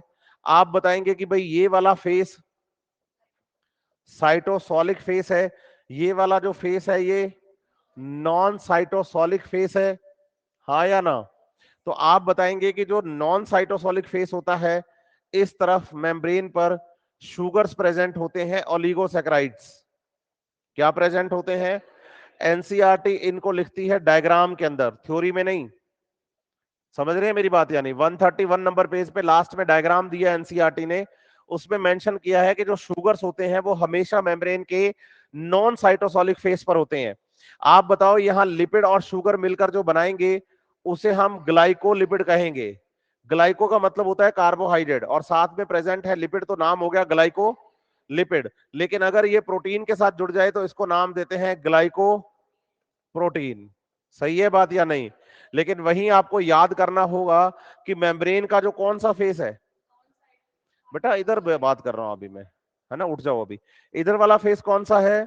Cytosolic face. तो आप बताते हैं कि साइटोसोलिक फेस के साथ एक हेलिकल प्रोटीन जुड़ी रहती है जो मेम्ब्रेन को mechanical strength, mechanical support provide करवाती है from the cytoplasm. It is spectrin protein. Which protein? हाँ, स्पेक्ट्रीन प्रोटीन होती है ये। कौन सी प्रोटीन होती है? तो आउटर सरफेस पर कौन सी प्रोटीन? ग्लाइकोप्रोटीन्स और ग्लाइकोलिपिड्स प्रेजेंट होते हैं, और अंदर की तरफ इनका काम होता है सेल टू सेल रिकॉग्निशन करवाना। सेल टू सेल रिकॉग्निशन करवाना। समझ रहे हैं मेरी बात या नहीं? तो ग्लाइकोलिपिड और ग्लाइकोप्रोटीन्स का फंक्शन क्या है? सेल टू सेल, हाँ, रिकॉग्निशन करना। सही है बात या नहीं? लेकिन अगर हम बात करते हैं स्पेक्ट्रीन की, तो आप बताते हैं इसका काम है मैकेनिकल सपोर्ट प्रोवाइड करना फ्रॉम साइटोप्लाज्म। साइटोप्लाज्म वाली साइड से मैकेनिकल सपोर्ट प्रोवाइड करने का काम करती है स्पेक्ट्रिन। ये थ्योरी में लिखा हुआ, लेकिन डायग्राम में मेंशन है, तो एग्जाम में क्वेश्चन पूछा जा सकता है। सही है बात या नहीं? क्लियर है बातें यहां तक? अरे हाँ ना तो बोलो। चलो फिर नेक्स्ट हम बात करेंगे किसके बारे में? सेल वॉल को पहली बार रॉबर्ट हुक ने देखा था। रॉबर्ट हुक ने डेड कॉर्क सेल्स जो देखी थी, उन डेड कॉर्क सेल्स में सबसे बाहर की तरफ जो उनको लेयर दिखी थी ना, उसको नाम क्या दिया था? हाँ, सेल वॉल ही थी वो वास्तव में। हालांकि उन्होंने उसको बोला सेल था, वो तो बाद में जाके पता चला कि उन्होंने लिविंग सेल तो देखी नहीं, ना उसमें मेम्ब्रेन थी, ना साइटोप्लाज्म था, ना न्यूक्लियस था, ना डीएनए था। केवल और केवल सेल वॉल थी, क्योंकि डेड कॉर्क सेल्स थी वो। समझ रहे हैं मेरी बात या नहीं? सेल वॉल सभी सेल्स में नहीं होती। सेल मेम्ब्रेन यूनिवर्सल बाउंड्री है, लेकिन सेल वॉल यूनिवर्सल नहीं है। तो आप बताते हैं कि cell wall is found in plant cell, fungi cell and bacterial cell. आप बताइए, बैक्टीरियल सेल में ये पेप्टिडोग्लाइकन की बनी होती है। किसकी? फंजाई सेल में ये काइटिन की बनी होती है। किसकी? और प्लांट सेल में ये सेल्यूलोज की बनी होती है। और हम जो डिटेल यहां करेंगे, बोलो वो किसकी करेंगे? हाँ, प्लांट सेल के सेल वॉल की करेंगे, क्योंकि एनसीईआरटी ने हमें वही पढ़ाया है। हमें एनसीईआरटी ने फंजाई की सेल नहीं पढ़ाई, हमें एनसीईआरटी ने बैक्टीरिया की सेल नहीं पढ़ाई। पढ़ाई है, लेकिन आप बताइए कि वो प्रोकैरियोटिक सेल के अंदर पढ़ाई है। एनसीईआरटी हमें डिटेल किसकी करवा रही है? यूकैरियोटिक सेल की। मैंने जब आपको ये बात बताई थी, जब मैं इसके बारे में आपको पढ़ा रहा था, तो मैंने ये मेंशन किया था यहां पर कि जो डिटेल करवाई जा रही है आपको, वो किसकी करवाई जा रही है? यूकैरियोटिक सेल्स की। तो यूकैरियोटिक सेल में एनसीईआरटी ने हमें दो ही तरह की सेल्स पढ़नी है ना, एक तो फंजाई और दूसरी कौन सी? Plant cell. क्योंकि प्रोकैरियोटिक सेल हो गई बैक्टीरिया। तो डिटेल एनसीईआरटी ने किसकी करवाई? हाँ। अब आप बताओ, हमारे पास प्लांट है 5 टाइप के। बोलो, पहले प्लांट का नाम है एल्गी, दूसरे हैं ब्रायोफाइट, तीसरे हैं टेरिडोफाइट, चौथे हैं जिम्नोस्पर्म, और पांचवें हैं एंजियोस्पर्म्स। सही है? कितने प्लांट हैं? आप बताइए, इन पांचों प्लांट्स में सेल वॉल का मेन कंपोनेंट सेलुलोज है, इसलिए आप बता रहे हैं कि cell wall is made up of the cellulose in plants. लेकिन आपको मैं बता दूं ये बात कि cellulose is the main component of the cell wall. क्या बोलेंगे? Cellulose is the main component of the cell wall. It is not only component. Main है, मेन है तो साथ में कुछ और भी प्रेजेंट होगा। सही है बात या नहीं? साथ में प्रेजेंट होगा तो एल्गी में बोलो सेलुलोज के साथ ग्लैक्टान्स प्रेजेंट होते हैं, और बताओ बोलो मेनान्स प्रेजेंट होते हैं, और साथ ही साथ आपको बताना है कि भाई मिनरल्स होते हैं लाइक कैल्शियम कार्बोनेट। सही है बात या नहीं? लेकिन जब हम बात करते हैं बच्चे बाकी सभी प्लांट सेल्स की, तो सेल्यूलोज के साथ आपको बताना है कि प्रेजेंट होता है कौन? हेमी सेल्यूलोज और पैक्टीन और प्रोटीन्स प्रेजेंट होते हैं। समझ रहे हैं मेरी बात या नहीं? यस और नो? तो आप बताइए, सेल्यूलोज, ग्लैक्टान्स, मेनान्स और कैल्शियम कार्बोनेट के साथ साथ सेल्यूलोज, हेमी सेल्यूलोज, पैक्टीन और प्रोटीन्स यहां पर प्रेजेंट है। क्लियर है ये बात अच्छे से? यहां तक कोई प्रॉब्लम? बढ़ू आगे? ठीक है, अब आप बताएं कि जब हम सेल वॉल की बात करते हैं, किसकी, तो आपको बताना है कि भाई जो सेल वॉल होती है, सेल वॉल में आपको बतानी है दो लेयर्स। एक आप बताएंगे प्राइमरी सेल वॉल और दूसरी आप बताएंगे सेकेंडरी सेल वॉल। एक कौन सी है, प्राइमरी सेल वॉल, और दूसरी कौन सी है, सेकेंडरी सेल वॉल। आप यहां आइए मेरे पास आप।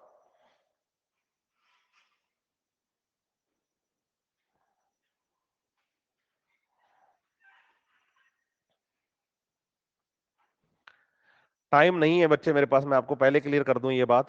मैं अभी भी लेट हूं, मैंने सोचा था कि मैं 1 घंटे के अंदर सेल मेम्ब्रेन और सेल वॉल दोनों खत्म कर दूंगा और आगे आधे घंटे में एंडो मेम्ब्रेन सिस्टम, फिर नेक्स्ट क्लास में mitochondria, plastid, centriole, cilia, flagella, nucleus तक ले आऊंगा, और फिर नेक्स्ट क्लास में न्यूक्लियस और माइटोसिस, और फिर उसके बाद नेक्स्ट क्लास में मियोसिस खत्म करूंगा।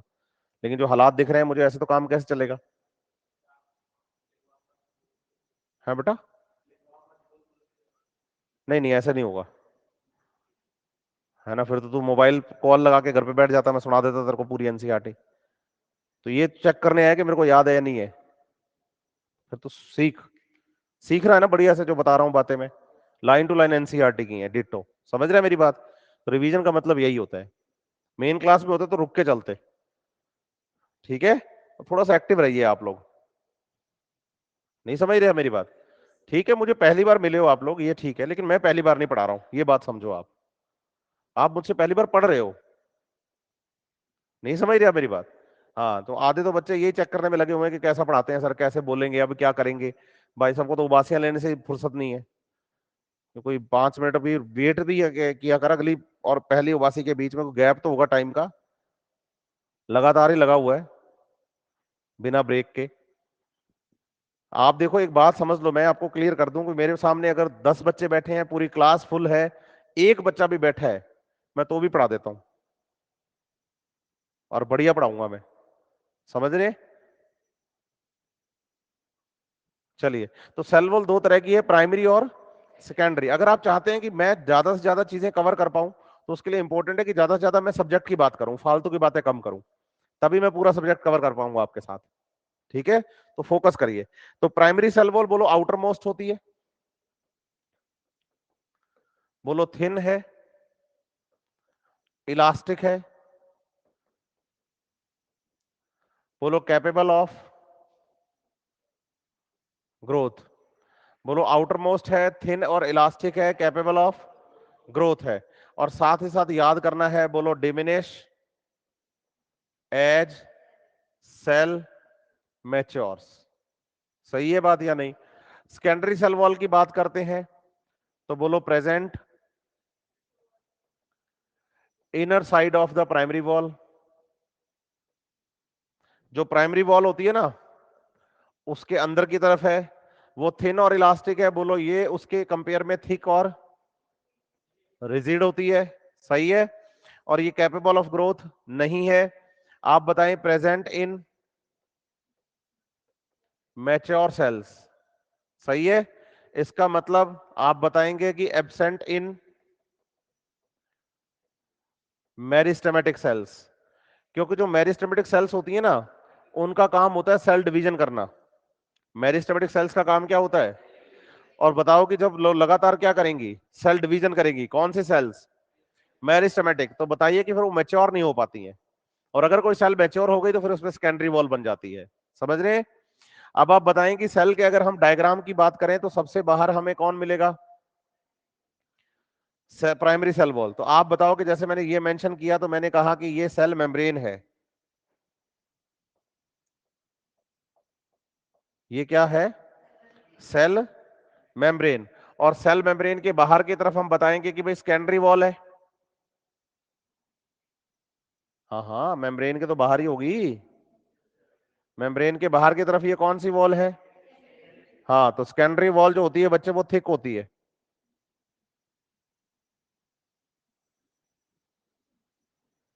सही है। और आप बताओ कि सेकेंडरी वॉल के बाहर की तरफ ये जो लेयर दिख रही है आपको, ये लेयर कौन सी है? हाँ, तो सबसे पहले कौन सी बनी, प्राइमरी या सेकेंडरी? एग्जैक्टली। तो सबसे पहले कौन सी लेयर बनेगी? तो आप बताओ कि आउटर मोस्ट लेयर जो है वो कौन सी है? Primary cell wall. फिर उसके अंदर की तरफ ये वाली जो सेल वॉल है ये सेकेंडरी सेल वॉल है। ठीक है बात या नहीं? रहेगी बात या नहीं? यस और नो? तो सेल मेम्ब्रेन के नजदीक कौन है? हाँ, तो सबसे बाहर कौन है? उसके अंदर सेल मेम्ब्रेन, और सेल के अंदर की तरफ ये जो लिक्विड है इसका नाम साइटोप्लाज्म। सही है। अब आप बताओ कि भाई जैसे मान ले हम कि हमारे पास ये एक सेल है, ये इस सेल की सेल मेम्ब्रेन है, और सेल मेम्ब्रेन के बाहर की तरफ ये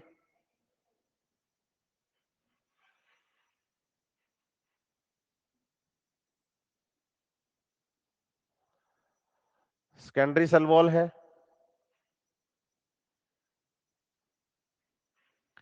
सेकेंडरी सेल वॉल थिक होती है ना, और सेकेंडरी सेल वॉल के बाहर की तरफ ये, तो बोलो प्राइमरी सेल वॉल थिन और इलास्टिक होती है। सही है। तो ये सेल वॉल कौन सी? प्राइमरी। इसके अंदर की तरफ ये सेल वॉल कौन सी? सेकेंडरी। और उसके अंदर की तरफ ये कौन?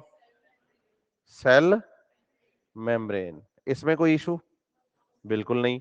अब आप बताओ कि हम इसको डायग्राम को डुप्लीकेट करते हैं पहले यहां। हाँ जी, क्या करूं? एक मिनट देता हूं।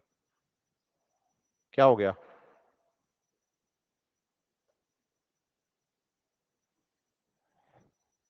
एक मिनट।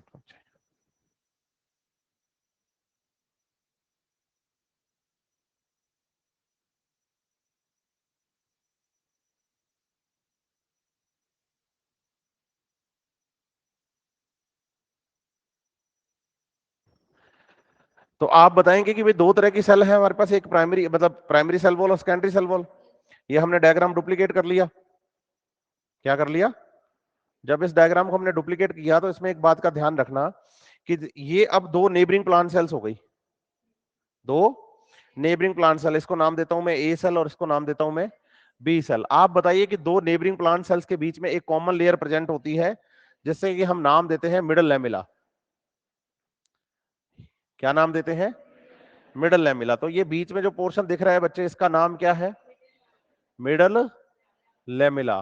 सही है। इसमें मेनली कैल्शियम पैक्टेट होता है। सही है बात या नहीं? इसे प्लांट सीमेंट का नाम भी देते हैं, प्लांट सीमेंट का नाम भी देते हैं, जिससे कि दो प्लांट सेल्स आपस में ग्लू होती है, नेबरिंग प्लांट सेल्स। सही है। अब आप बताइए कि जिस जगह पे प्रेजेंट है कौन? मिडल लैमिला, वहां दो प्लांट सेल्स के बीच का साइटोप्लाज्म आपस में कनेक्ट भी रहता है। अब बात आती है कि साइटोप्लाज्म कनेक्ट कैसे रहता है, तो हम कहते हैं कि थ्रू द प्लाज्मोडेस्माटा। किसके थ्रू कनेक्ट रहते हैं? जिस जगह पे प्लाज्मोडेस्माटा बनते हैं वहां पर आप बताएंगे कि सेल वॉल और मिडल लैमिला डिसॉल्व हो जाती है, और दोनों तरफ का साइटोप्लाज्म जो है वो मिक्स हो जाएगा। क्या हो जाएगा? कभी नहीं होगा। अगर मिक्स हो गया तो दो प्लांट सेल्स बेचारी अपना यूनिक कैरेक्टर खो देंगी। तो बोलो मिक्स नहीं होता। मिक्स नहीं होता तो फिर प्लाज्मोडेस्माटा कैसे बनते हैं? आप बताइए कि दोनों तरफ ना एक सेल ऑर्गेनल प्रेजेंट होता है, एंडोप्लाज्मिक रेटिकुलम। कौन प्रेजेंट होता है? एंडोप्लाज्मिक रेटिकुलम के तीन स्ट्रक्चरल कंपोनेंट हैं, सिस्टर्नी, टिब्यूल और वेसाइकल्स। कौन कौन? उसमें से आप बताओ एंडोप्लाज्मिक रेटिकुलम के जो टिब्यूल्स होते हैं वो आप बताएंगे कि इस स्पेस में आकर एक दूसरे से जुड़ जाते हैं। ये जो टिब्यूल है ये कौन है? बोलो, ये ईआर टिब्यूल या डेस्मो टिब्यूल? क्या नाम देंगे इसे हम? ईआर टिब्यूल या फिर डेस्मो टिब्यूल, इसको हम नाम देंगे। समझ रहे हैं मेरी बात या नहीं? तो ध्यान रखिए कि ईआर टिब्यूल या डेस्मो टिब्यूल की जब हम बात करते हैं तो आप बताएंगे कि वो दो नेबरिंग प्लांट सेल्स के बीच में कनेक्टिव लिंक होता है। और जो इसके चारों तरफ आपको ये खाली स्पेस दिख रहा है, बोलो यहां पर डिफरेंट टाइप की प्रोटीन्स प्रेजेंट होती हैं जो कि इसको पैक कर देती हैं। तो आप बताइए कि अगर इधर से किसी मेटेरियल को इधर जाना है तो इस डेस्मोटिब्यूल से इधर जाएगा, और इधर से अगर किसी मेटेरियल को इधर आना है तो इस डेस्मोटिब्यूल से इधर आएगा। और ये जो पूरी स्ट्रक्चर है, इस पूरी स्ट्रक्चर का नाम क्या हो जाता है? हाँ, तो आप बताइए इस पूरी स्ट्रक्चर का नाम क्या है? एग्जैक्टली ये पूरी स्ट्रक्चर का नाम क्या है? प्लाज्मो डेस्मेटा। लेकिन प्लाज्मोडेस्मेटा में से वो कौन सी स्ट्रक्चर है जो दो नेबरिंग प्लांट सेल्स के बीच में मटेरियल्स का एक्सचेंज करवाती है? तो आप बताना, ईआर टिब्यूल या डेस्मोटिब्यूल। समझ रहे हैं मेरी बात या नहीं अच्छे से? पक्का? देखो फिर सेल वॉल भी हो गई। अब हम बात करेंगे इसके अंदर की तरफ साइटोप्लाज्म में, बोलो एंडो मेम्ब्रेन सिस्टम की। यहां बताओ, एंडो का मतलब हो गया इनसाइड, साइटोप्लाज्म। तो बोलो system of membranes, system of membranes inside the cytoplasm is called as. तो बोलो system of the membranes inside cytoplasm is called as endomembrane system. जब हम बात करते हैं एंडोमेम्ब्रेन सिस्टम की, तो आपको बताना है कि इसमें 4 सेल ऑर्गेनल्स की हम बात करेंगे, ईआर, गोल्जी बॉडी, लाइसोसोम, और बात करेंगे हम किसकी? वैक्यूल की। इन चारों को एंडोमेम्ब्रेन सिस्टम में रखने का कारण क्या है? क्योंकि ये कोऑर्डिनेटेड फंक्शंस करते हैं। कैसे करते हैं? कोऑर्डिनेटेड फंक्शंस करते हैं। अब आप बताइए कि भाई एक सेल ऑर्गेनल है जिसका नाम है माइटोकॉन्ड्रिया, दूसरा है बोलो प्लास्टिड्स, प्लास्टिड्स में सबसे ज्यादा पढ़ा जाने वाला है प्लास्ट, और तीसरे होते हैं बोलो परऑक्सीसोम। और परऑक्सीसोम कौन है? माइटोकॉन्ड्रिया। तो मतलब माइक्रोबॉडीज, माइटोकॉन्ड्रिया लिख दिया मैंने, बोलो माइक्रो। बड़ा गंदी राइटिंग आ रही है इसमें, सबका ही हाल ये है। हाँ, तो माइटोकॉन्ड्रिया, प्लास्टिड्स और परऑक्सीसोम्स, 3 सेल ऑर्गेनल है। ये एंडोमेम्ब्रेन सिस्टम में नहीं रखे जाते। क्यों नहीं रखे जाते? क्योंकि इनके फंक्शन कोऑर्डिनेटेड। गलत बात। बोलो इनके फंक्शन कोऑर्डिनेटेड हो सकते हैं। जैसे आपको बताऊं, फोटोसिंथेसिस में एक टॉपिक आता है फोटो रेस्पिरेशन, वहां पर माइटोकॉन्ड्रिया, क्लोरोप्लास्ट और पेरोक्सोसोम मिलकर काम करते हैं। तो बोलो इनके फंक्शन कोऑर्डिनेटेड हो सकते हैं, इनके साथ कोऑर्डिनेटेड नहीं होते। नहीं समझ रहे आप मेरी बात? इस क्लास का बच्चा इस क्लास का क्यों नहीं है? क्योंकि वो इस क्लास में नहीं बैठा। लेकिन क्या वो बच्चा क्लास का है? एग्जैक्टली वही कहना चाहता हूं। क्या इनके फंक्शन हो सकते हैं कोऑर्डिनेट, इसके साथ कोऑर्डिनेट? आप देखो ये गलती करता है बच्चा एनसीईआरटी पढ़ते टाइम। 133 नंबर पेज है एनसीईआरटी का, ऊपर का जो पहला पैराग्राफ है ना, ऊपर से 3rd लाइन से पढ़ना शुरू करो। The endomembrane system include the endoplasmic reticulum, Golgi complex, lysosomes and vacuoles. Since the functions of the mitochondria, chloroplast and peroxisomes are not coordinated with the mention है ये above components, कि ऊपर वाले component से वो कोऑर्डिनेट नहीं करते, इसलिए एंडोमेम्ब्रेन सिस्टम का पार्ट नहीं है। आपस में कोऑर्डिनेट नहीं करते, ये तो गलत बात है कि आपस में कोऑर्डिनेट तो कर सकते हैं। समझ रहे हैं मेरी बात या नहीं? यस और नो? इसमें हम बात करते हैं सबसे पहले बच्चे एंडोप्लाज्मिक रेटिकुलम के बारे में। आप बताओ कि जैसे मान लेते हैं कि ये अपने पास एक सेल है, इसमें मैं एग्जांपल लेके चलता हूं एनिमल सेल का, और आप बताएं कि ये जो स्ट्रक्चर है ये सेल मेम्ब्रेन है। सही है? फिर आपको बताना है कि भाई सेल के अंदर यहां पर एक स्ट्रक्चर है, जिस स्ट्रक्चर का नाम है न्यूक्लियस। क्या नाम है? न्यूक्लियस। अब आप बताइए कि जो न्यूक्लियस होता है, न्यूक्लियस की जो आउटर मेम्ब्रेन है, उस आउटर मेम्ब्रेन के साथ कंटिन्यूस होती है एक स्ट्रक्चर जिसका नाम है एंडोमेम्ब्रेन सिस्टम में से एंडोप्लाज्मिक रेटिकुलम। आप बताओ कि जो स्ट्रक्चर यहां न्यूक्लियस के साथ कंटिन्यूस कर होती है, न्यूक्लियस के आउटर मेम्ब्रेन के साथ जो कंटिन्यूस होती है, उसे हम नाम देते हैं सिस्टर्नी। क्या नाम देते हैं? ये एक फ्लैटन ट्यूबुलर स्ट्रक्चर होती है। कैसी स्ट्रक्चर है? फ्लैटन ट्यूबुलर स्ट्रक्चर है। हालांकि हमारे पास ट्यूबुलर स्ट्रक्चर की एंडोप्लाज्मिक रेटिकुलम भी है, जैसे मैं बताऊं कि ये फ्लैटन ट्यूबुलर एक एंडोप्लाज्मिक रेटिकुलम है जिसमें फ्लैटन ट्यूबुलर स्ट्रक्चर्स हैं। लेकिन आपको बताना है कि दोनों में से फर्क है कि वो ट्यूब्यूल्स जो हैं वो फ्लैटन ट्यूब्यूल है और ये सिलेंड्रिकल है। ये सिलेंड्रिकल है तो इनका डायग्राम कुछ ऐसा बनेगा, देखो आप। जैसे मैंने वहां बताया एंडोप्लाज्मिक रेटिकुलम जो है बच्चे वो सिस्टर्नी है, और यहां मैं बता रहा हूं कि जो एंडोप्लाज्मिक रेटिकुलम है वो ट्यूब्यूल्स हैं। क्या है? टिब्यूल्स हैं, और ये जो टिब्यूल्स हैं ये ब्रांच्ड भी हो सकती हैं। ये जो टिब्यूल्स हैं ये ब्रांच्ड, जैसे मैंने इसमें एक ब्रांच बनाई, देखो आप ऐसे बोलो, मैंने इसमें एक ब्रांच बनाई, एक ब्रांच मैंने इसमें बनाई, समझ रहे हैं मेरी बात या नहीं? ये जो स्ट्रक्चर है ना, इन स्ट्रक्चर्स का नाम क्या है? टिब्यूल्स।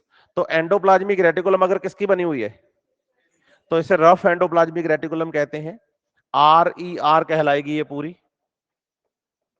सही है। और अगर ये किसकी बनी हुई है तो इसे SER कहते हैं, स्मूथ एंडोप्लाज्मिक रेटिकुलम कहते हैं। समझ रहे हैं मेरी बात या नहीं? तो main component of cisternae is, main component of cisternae is,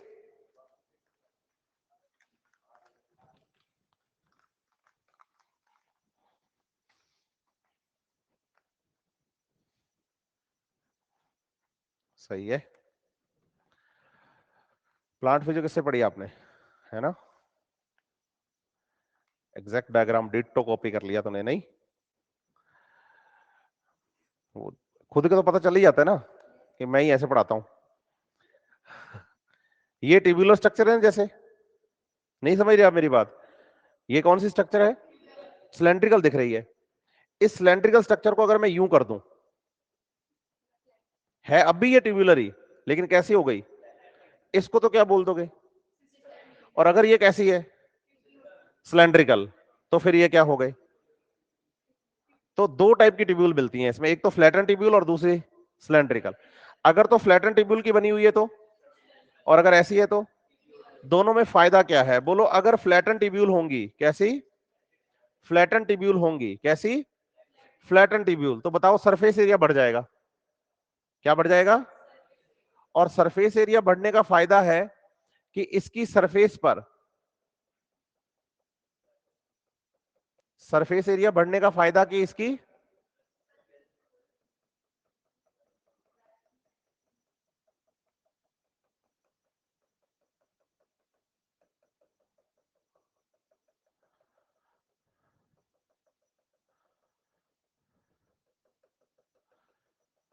cisternae की सरफेस पर आ जाते हैं, बोलो राइबोसोम्स। अब सिस्टर्नी की सरफेस पर राइबोसोम्स आने से आप बताएंगे कि जो सिस्टर्नी है वो रफ फील करवाएगी हमें। कैसा फील करवाएगी? इसलिए इसे रफ एंडोप्लाज्मिक रेटिकुलम कहते हैं। यहां पर प्रेजेंट इस स्ट्रक्चर का नाम राइबोसोम है, और ये राइबोसोम ATS टाइप के होते हैं, और इनका काम होता है बच्चे प्रोटीन सिंथेसिस। क्या काम होता है? Protein synthesis. और स्मूथ एंडोप्लाज्मिक रेटिकुलम पर ये प्रेजेंट नहीं होते। और स्मूथ एंडोप्लाज्मिक रेटिकुलम पर जो ट्यूब्यूल्स पाए जाते हैं, इन ट्यूब्यूल्स का काम होता है बोलो लिपिड सिंथेसिस। ट्यूब्यूल्स का काम क्या है? Lipid synthesis. और राइबोसोम्स का काम क्या है? तो आप बताइए, रफ एंडोप्लाज्मिक रेटिकुलम उन सेल्स में ज्यादा पाई जाती है जो प्रोटीन सिंथेसिस और सिक्रीशन का काम करते हैं, और स्मूथ एंडोप्लाज्मिक रेटिकुलम उन सेल्स में ज्यादा पाई जाती है जिनके अंदर लिपिड सिंथेसिस ज्यादा होता है, या फिर स्टेरॉइड हार्मोन्स बनते हैं। स्टेरॉइड क्या होते हैं बोलो? ऐसे हार्मोन जो लिपिड्स के बने हों। वैसे जनरली आपको समझना है कि enzymes and hormones are made up of the proteins, enzymes and hormones are made up of the proteins, but sometime lipids. And अगर कोई हार्मोन बच्चे लिपिड्स का बना हुआ है तो उसको स्टेरॉइड कहते हैं। समझ रहे हैं मेरी बात? ऐसे आप समझिए कि endoplasmic reticulum is more extensive. कौन सी? हाँ, मोर एक्सटेंसिव, ज्यादा फैली हुई एंडोप्लाज्मिक रेटिकुलम कौन सी? रफ एंडोप्लाज्मिक रेटिकुलम सेल के साइटोप्लाज्म में ज्यादा फैली होती है, और रफ एंडोप्लाज्मिक रेटिकुलम न्यूक्लियस की आउटर मेम्ब्रेन के साथ कंटिन्यूअस भी होती है। यस और नो? अब बताओ कि जब ये साइटोप्लाज्म में ज्यादा फैली हुई है तो साइटोप्लाज्म को दो पार्ट्स में डिवाइड कर देती है। How many parts? Two parts. एक तो वो साइटोप्लाज्म जो कि इस एंडोप्लाज्मिक रेटिकुलम के अंदर पाया जाता है, उसे आप नाम देते हैं बोलो ल्यूमिनल साइटोप्लाज्म। क्या नाम देते हैं? और जो इसके बाहर पाया जाता है उसे नाम देंगे आप एक्स्ट्रा ल्यूमिनल साइटोप्लाज्म। तो कितने टाइप का साइटोप्लाज्म हो गया? तो बताइए कि rough endoplasmic reticulum is more extensive, and rough endoplasmic reticulum divide the cytoplasm into two compartments. One is luminal cytoplasm, that is inside the endoplasmic reticulum, and one is extra luminal cytoplasm, जो कि इसके क्या मिलेगा? बाहर की तरफ मिलेगा। समझ रहे हैं मेरी बात या नहीं? यस और नो, अच्छे से। दूसरी बात आपको बतानी है कि जितना भी एंडोप्लाज्मिक रेटिकुलम से मटेरियल बनेगा, जैसे रफ एंडोप्लाज्मिक रेटिकुलम मेनली किसको बनाती है, प्रोटीन को, और स्मूथ एंडोप्लाज्मिक रेटिकुलम मेनली किसको बनाती है, लिपिड्स को। तो बताइए कि all lipids and proteins which are synthesized by rough endoplasmic reticulum or the smooth endoplasmic reticulum, all the proteins and lipids which are synthesized by rough or smooth endoplasmic reticulum are packed in vesicles. Vesicles are spherical structures in which materials are packed from the endoplasmic reticulum. तो endoplasmic reticulum के structural component कितने हो गए, 3, cisternae, tubules और vesicles. अगर endoplasmic reticulum tubules की बनी हुई है तो नाम, और अगर बनी हुई है सिस्टर्नी की तो नाम, और सिस्टर्नी है तो उसकी सरफेस पर क्या होगा, राइबोसोम्स होंगे तो क्या होगा। तो आप बताइए कि रफ एंडोप्लाज्मिक रेटिकुलम उन सेल्स में ज्यादा मिलेगी जो प्रोटीन सिंथेसिस ज्यादा करती हैं, सिक्रीशन का काम ज्यादा करती हैं। सिक्रीशन का मतलब होता है मटेरियल्स का सेल से क्या होना, बाहर की तरफ जाना। समझ रहे हैं मेरी बात या नहीं। तो आप बताएंगे कि जो वेसाइकल्स यहां से प्रोटीन्स बनाती हैं या लिपिड्स बनाती हैं, ये जो प्रोटीन्स और लिपिड्स हैं वो आपको बताना है कि भाई जा सकते हैं इंट्रा सेल्यूलर टारगेट्स तक, और यही लिपिड्स और प्रोटीन्स बोलो जा सकते हैं कहां पर, एक्स्ट्रा सेल्यूलर टारगेट्स तक। और आप बताइए कि ज्यादातर लिपिड्स और प्रोटीन्स किसके पास जाते हैं, गोल्जी बॉडी के पास जाते हैं। समझ रहे हैं मेरी बात या नहीं। इसका मतलब एंडोप्लाज्मिक रेटिकुलम से बनने वाले लिपिड्स और प्रोटीन्स, एंडोप्लाज्मिक रेटिकुलम से बनने वाले लिपिड्स और प्रोटीन्स सेल के अंदर कहीं काम आ सकते हैं, सेल के बाहर जा सकते हैं, और एग्जैक्टली ये क्लास 1.5 घंटे की होती है आपकी। चलिए आगे बढ़े फिर। नेक्स्ट जो हम सेल ऑर्गेनल पढ़ेंगे बच्चे, उसका नाम क्या है, तो हम बताएंगे उसका नाम है सर गोल्जी बॉडी। आप बताएं कि जैसे ये सेल है हमारे पास, इस सेल के अंदर बताएंगे कि भाई ये न्यूक्लियस था, इस न्यूक्लियस में ये एंडोप्लाज्मिक रेटिकुलम थी, और एंडोप्लाज्मिक रेटिकुलम जो है उसने यहां पर मटेरियल्स को पैक कर दिया वेसाइकल्स में। ये एंडोप्लाज्मिक रेटिकुलम के मटेरियल्स जा सकते हैं इंट्रासेल्यूलर टारगेट तक, ये एंडोप्लाज्मिक रेटिकुलम के मटेरियल जा सकते हैं एक्स्ट्रा सेल्यूलर टारगेट तक। अब आप बात करेंगे बच्चे गोल्जी बॉडी की। तो आप बताएंगे कि जो गोल्जी बॉडी है वो भी एंडोप्लाज्मिक रेटिकुलम के आसपास ही प्रेजेंट होता है, और इसमें भी टिनी टिब्यूलर स्ट्रक्चर सिस्टर्नी प्रेजेंट होती हैं। टिनी टिब्यूलर स्ट्रक्चर क्या प्रेजेंट होती हैं, सिस्टर्नी प्रेजेंट होती हैं। सिस्टर्नी के साथ साथ आपको यह भी बताना है कि गोल्जी बॉडी में टिब्यूल्स भी हैं। तो गोल्जी बॉडी में सिस्टर्नी होता है, गोल्जी बॉडी में टिब्यूल्स भी प्रेजेंट होते हैं। अब आपको बताना है कि Golgi body near the ER और न्यूक्लियस मिलता है, क्योंकि एंडोप्लाज्मिक रेटिकुलम जो है वो न्यूक्लियस की आउटर मेम्ब्रेन के साथ कंटिन्यूअस होती है, हाँ या ना। तो अगर एंडोप्लाज्मिक रेटिकुलम के पास हो तो न्यूक्लियस के पास हो, और अगर न्यूक्लियस के पास हो तो एंडोप्लाज्मिक रेटिकुलम के पास हो। सिंपल सी बात है, समझ रहे हैं मेरी बात नहीं। अब आपको यह समझना है कि एंडोप्लाज्मिक रेटिकुलम से ये जो वेसाइकल्स हैं इन्होंने अपना मटेरियल बनाया और गोल्जी बॉडी को दिया। जब ये मटेरियल गोल्जी बॉडी में आते हैं तो बेसिकली गोल्जी बॉडी के अंदर ये वेसाइकल्स आकर जुड़ जाती हैं। तो जो मटेरियल इनके अंदर प्रेजेंट था, अब वो मटेरियल बताओ कि यहां पर गोल्जी बॉडी के अंदर आ जाता है। तो बताइए गोल्जी बॉडी की वो फेस जो कि एंडोप्लाज्मिक रेटिकुलम या न्यूक्लियस की साइड में होती है, किस साइड में, एंडोप्लाज्मिक रेटिकुलम या न्यूक्लियस की साइड में होती है, उसे सिस या फॉर्मिंग फेस कहते हैं। क्या कहते हैं। फिर आप बताइए कि गोल्जी बॉडी इन मटेरियल्स को यहां पर क्या करता है, मॉडिफाई। क्या करता है, तो गोल्जी बॉडी में बोलो लिपिड्स और प्रोटीन्स का मॉडिफिकेशन चलता है, और मॉडिफिकेशन चलने के बाद इन मटेरियल्स को आप बताएंगे कि ट्रांस फेस से वेसाइकल्स बनाकर बाहर निकाल दिया जाता है। तो ऐसी फेस जहां से गोल्जी बॉडी मॉडिफिकेशंस के बाद मटेरियल्स को बाहर निकालता है, इस फेस को हम नाम देते हैं ट्रांस या मैच्योरिंग फेस। क्या नाम देते हैं, एक तो हो गया सिस या फॉर्मिंग फेस, दूसरा हो गया ट्रांस या मैच्योरिंग फेस। सही है बात या नहीं। बोलो वो वेसाइकल्स जो गोल्जी बॉडी में आकर जुड़ती हैं इन्हें नाम दिया जाता है ट्रांजिशनल वेसाइकल्स। क्या नाम दिया जाता है, लेकिन वो वेसाइकल्स जो गोल्जी बॉडी से बाहर निकलती हैं, उन वेसाइकल्स का नाम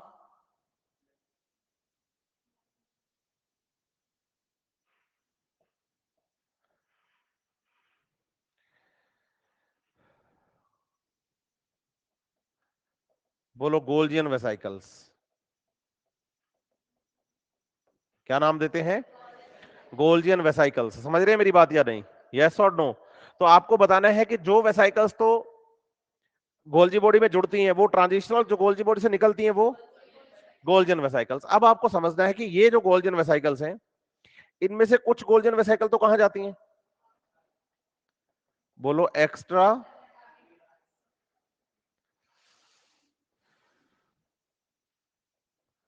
सेल्यूलर टारगेट्स में।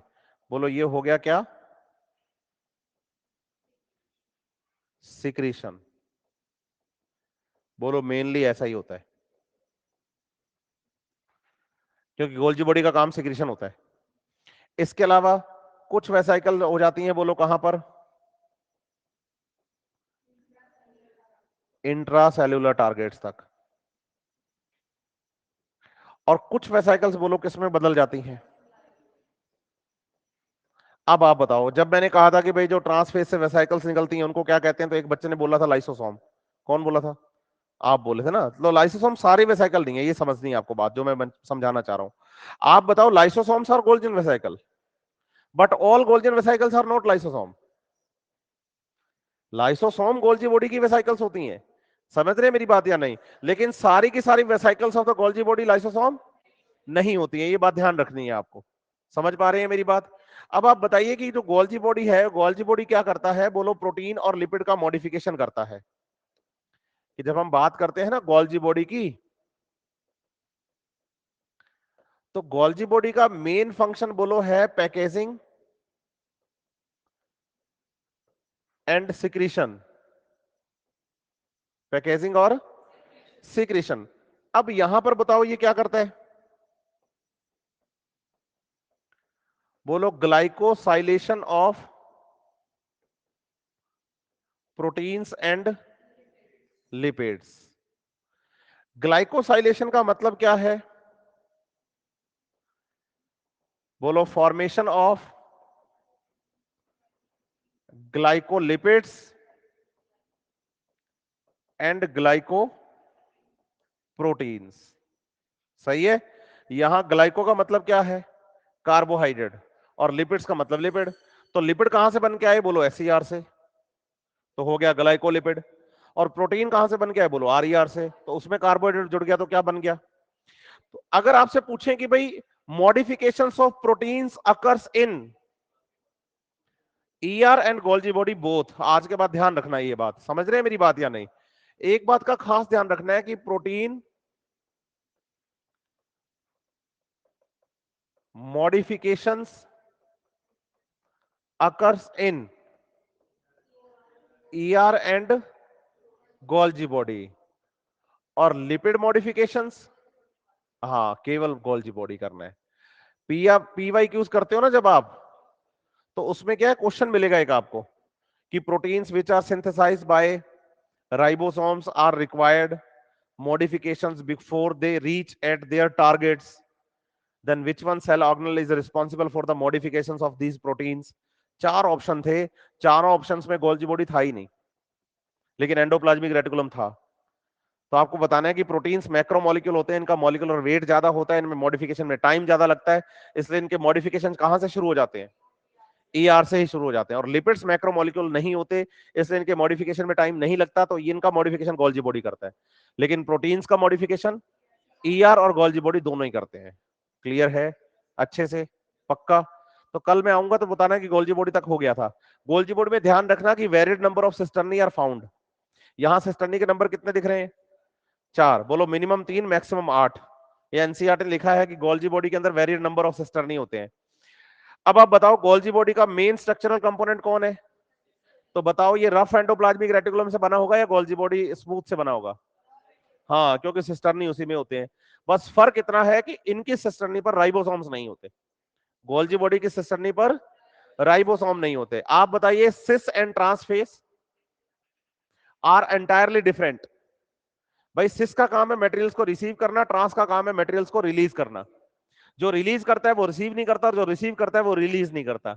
तो एंटायरली बट इंटरकनेक्टेड। पूछो क्यों? क्योंकि यहां से जो मटेरियल आएगा वही यहां से निकलेगा, और यहां से जो निकलेगा वही तो यहां से आया था। ये लाइन है एनसीईआरटी की, ध्यान रखना है इसकी बात।